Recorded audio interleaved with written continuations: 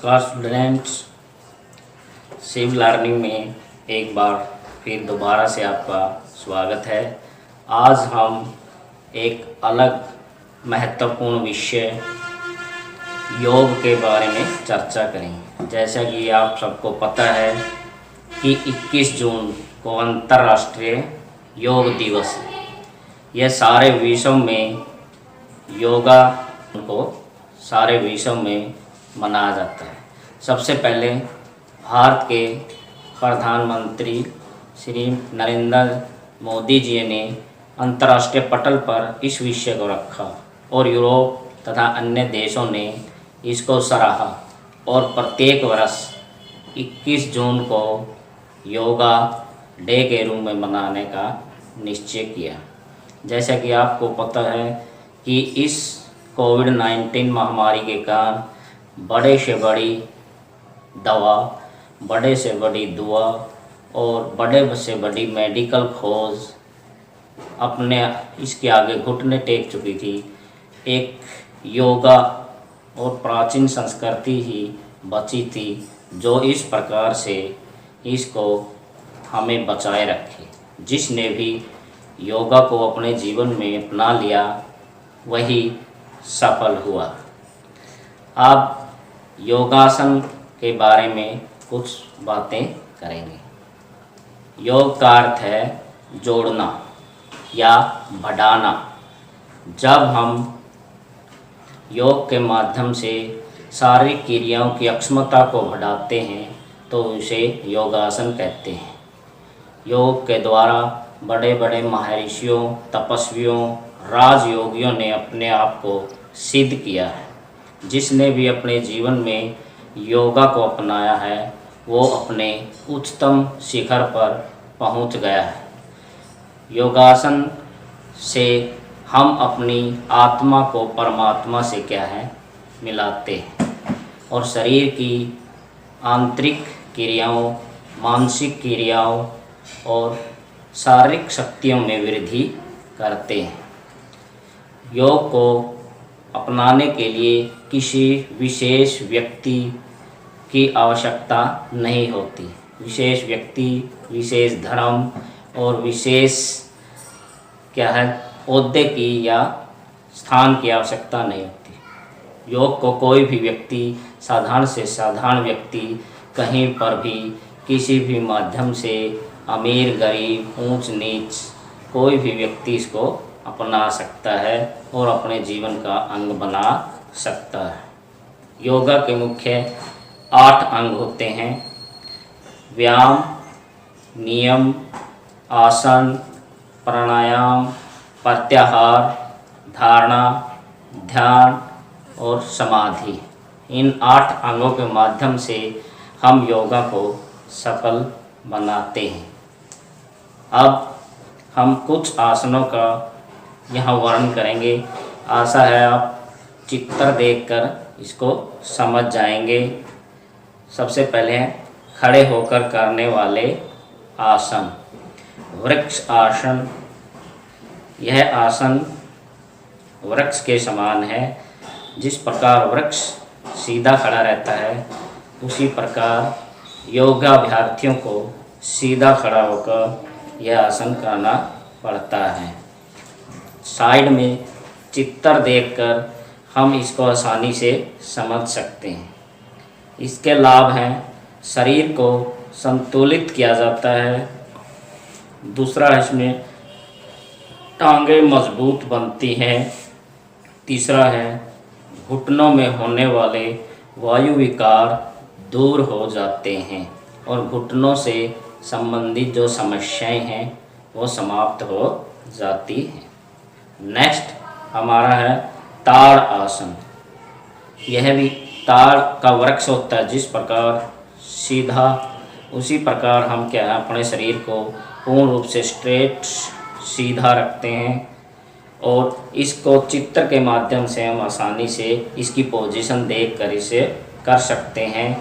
इसके लाभ हैं: इससे मांसपेशियां मजबूत बनती हैं, रक्त का सही संचार होता है, शरीर संतुलित होता है, मोटापा कम होता है और शरीर में रक्त का संचार अच्छे से होता है। नेक्स्ट आसन है हमारा त्रिकोण आसन, जिसको हम चित्र के माध्यम से आसानी से समझ सकते हैं। त्रिकोण आसन क्या है, जैसा नाम से ही पता चलता है, तीन कोण। हम शरीर को क्या है, तीन जगह से मोड़ते हैं।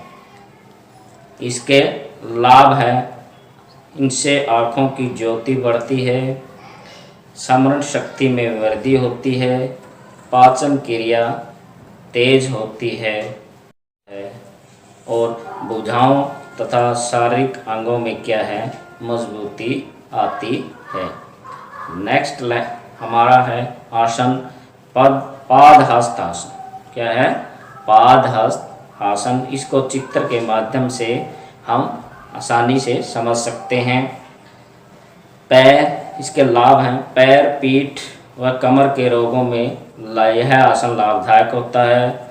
इस आसन को करने से मोटापा दूर होता है, इससे पाचन शक्ति बढ़ती है और शरीर में रक्त संचार अच्छे से होता है। अब कुछ आसन बैठकर करने वाले आसन हैं। उनमें फर्स्ट नंबर है वज्रासन।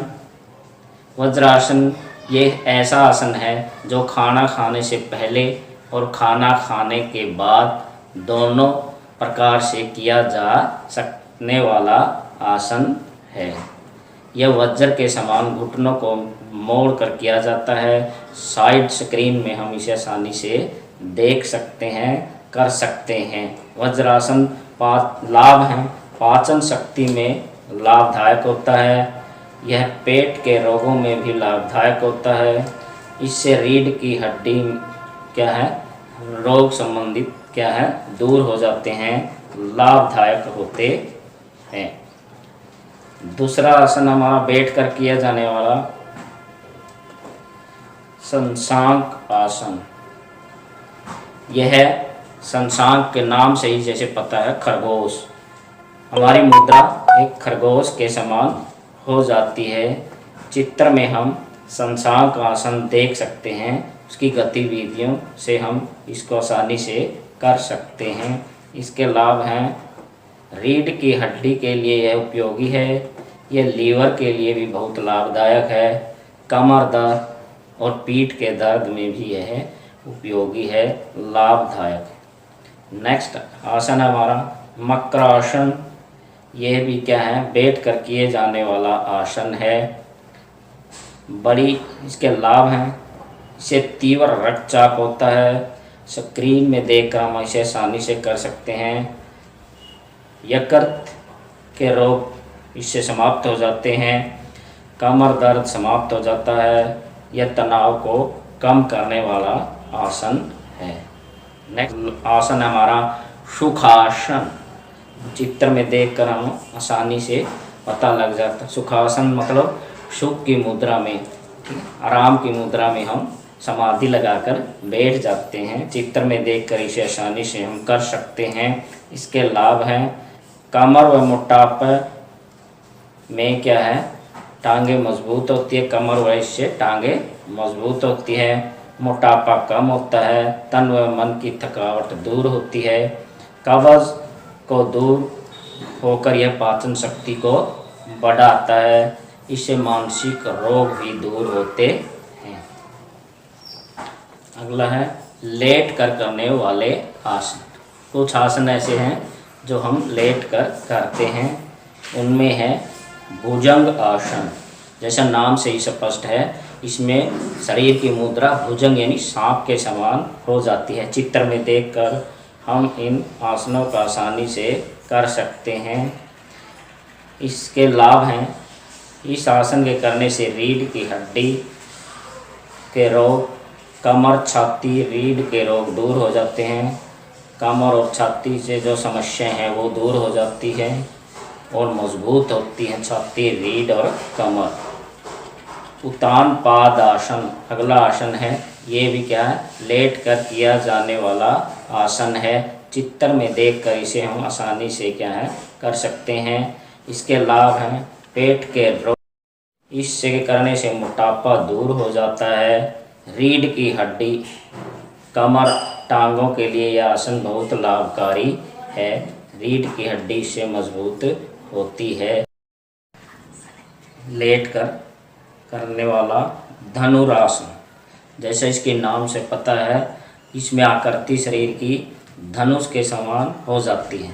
साइड स्क्रीन पे हम इसको देखकर अच्छे से कर सकते हैं। इसके लाभ हैं, इसके करने से पीठ व पेट के रोग दूर हो जाते हैं।